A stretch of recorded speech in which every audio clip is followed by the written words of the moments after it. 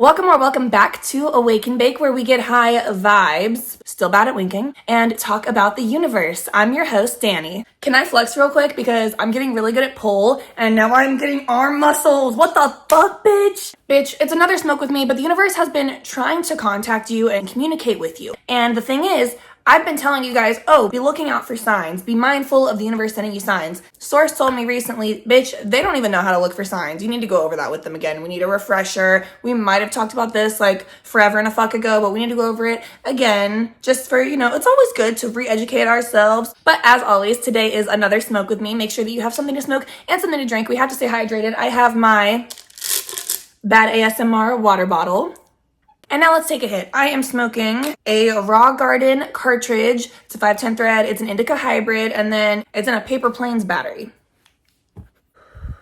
Okay, so let's get right into it. How to interpret signs. The main thing is, don't overthink it, bitch, okay? The golden rule, the rule of thumb, the fucking rule, whatever you want to call it, is if you think it's a sign, if it feels like a sign, even if you just thought it might be, right? If that initial, oh my God, is that a sign? It's a sign. This is the only thing I will say, be careful. There are times where it's not a sign and then it's just straight up anxiety or, sometimes it's just straight up fear. And in that case, bitch, run. But when I'm saying look for signs, the universe is always sending you signs, it's never scary signs. It's all stuff that's like, oh, this is an answer to my question. This is exactly what I needed to hear. It will make sense to you. It should not scare you. Basically, I'm just going to break down the different types of common signs that you can download and kind of just receive, and then give you examples of how I've experienced them in real life. By the way, when we talk about downloading and interpreting signs from source, they're always extremely personal. They're not all going to feel the same for everybody. Your download isn't going to be like, oh, I had this download and so did she. You know what I mean? It's all very personal, the way that we feel it, experience it,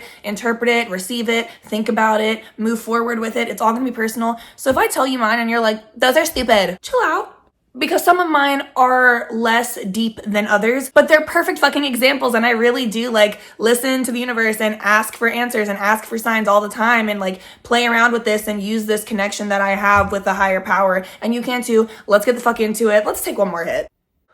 First one is angel numbers. There are so many ways to interpret angel numbers. I love angel numbers. I actually have a few tatted on me. A couple. I have 333 right here, like that. I don't know if you guys could see that. And then I used to have 777 right here, but it kind of faded, but I'm just gonna get it touched up. And that's because I see those numbers all the time. It's not because of what they specifically represent when you Google it. Also, truthfully, people will say, this means that, and that means that, but there's so many different meanings and interpretations. And yeah, so I don't even usually go off of that, but I see 333 and 777 constantly, especially when I'm asking the universe for extra help, whenever I'm having a hard time and I just want to know that I'm on the right path and my spirit guides are with me and that Gus, the great universal source, is proud of me. I usually see those numbers. You can also just look it up and research it. What does each one mean? I think 555 is change or something like that. Maybe 888 is money, because I know when we were moving here, I saw 888 a lot and I looked it up and one of the things said financial abundance, but see, who gives a fuck? It doesn't really matter. Just seeing angel numbers in general is just the universe reminding you hey bitch, I'm with you. It kind of is a reminder to you as well to snap back into being mindful and being more present and remembering that you have a divine connection and that life can be hard, but that's just 3D problems and you are a spiritual being. That brings me to the next point, which is probably the most common one that I usually do, which is just straight up asking for questions and receiving the answers. Saying,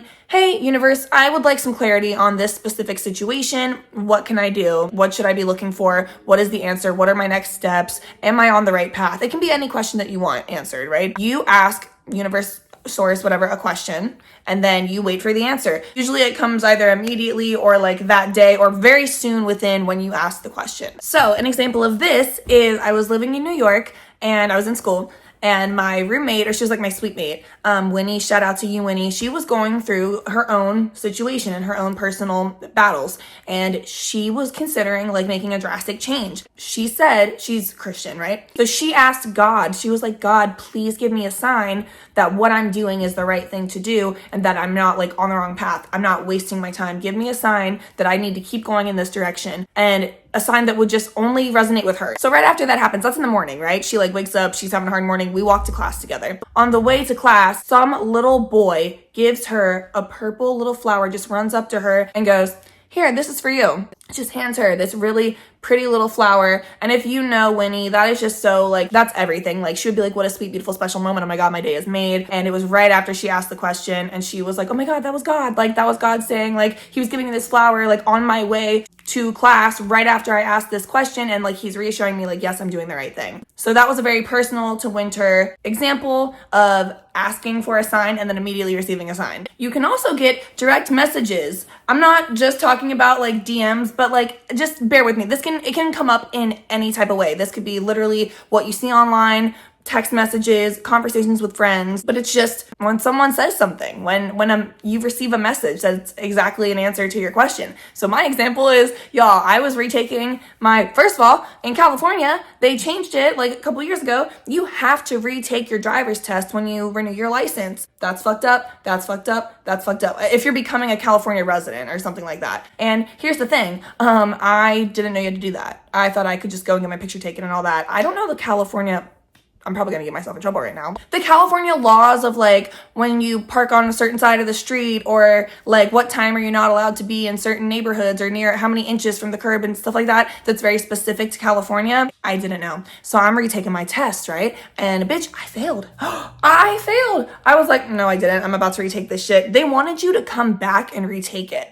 Here's the thing, bitch. Nobody was looking. I'm not fucking coming back and retaking it because then that means that I actually failed. But it was on that little computer system. It wasn't like a written thing. It was like on a computer where nobody's looking. And so I just retook it right then. I had already gotten 2 wrong. You can only get 3 wrong. I was on my like, oh my God, this is another question I don't know. And it was how many hours can you be parked somewhere? It was something crazy. Long story longer, bitch. Basically, I was like, damn, I don't know the answer to this question. And the answers were like 3, 5, 7, and 24 hours. And you had to pick which one, how long can you be parked somewhere? I didn't fucking know. And I was like, universe, help me. Which one do I choose? Right as I'm thinking that, this lady next to me goes, 3.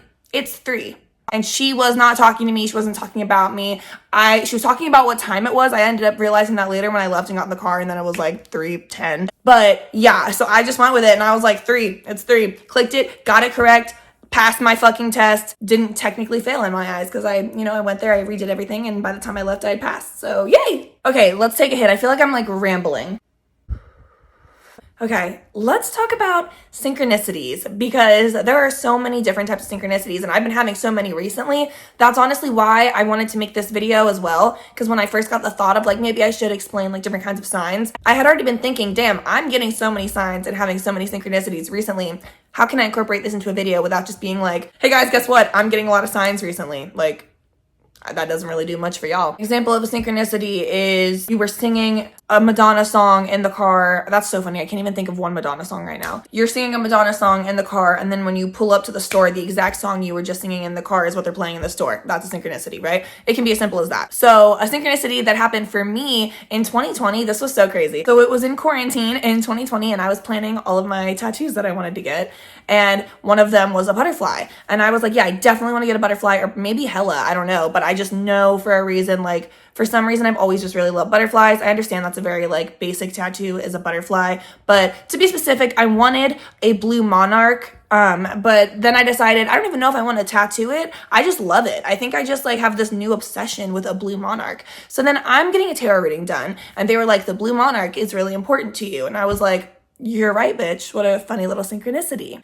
Then I call my cousin Tana. Shout out to you, bitch. Love you, T. So I call my cousin Tana and I'm like, hey, I keep having this synchronicity about a blue monarch butterfly, and I was gonna get it tattooed, but now I don't think I want to, but I just don't know why, like, it's such a big deal to me right now. And she goes, oh my God, bitch. Our grandma, who had just died, who I was not as close to as a lot of other people in our family, and that always kind of upset me. She was like, that's what she always was obsessed with, and she used to joke and say, like, she was gonna come back as a blue monarch, and, like, they were her favorite butterfly, and she talked about them all the time. Like, that's so weird and so crazy that you're just randomly bringing that up. And Tana knows that I wasn't that close with her, and it was like a very complicated relationship. I love her very much, but that was insane because to me that felt like her coming back. Like, it was like as soon as she told me that, I had this download of like, oh my God, she's been like with me, like trying to connect with me, and like she's been on my heart recently too. Like, I've been like just kind of thinking about how we didn't have the relationship that I wanted. Yeah, anyway, it was just wild, and it made me feel really good, and it made me I felt like I mended my relationship with her after she had passed, and I genuinely still feel that way. All right, another hit.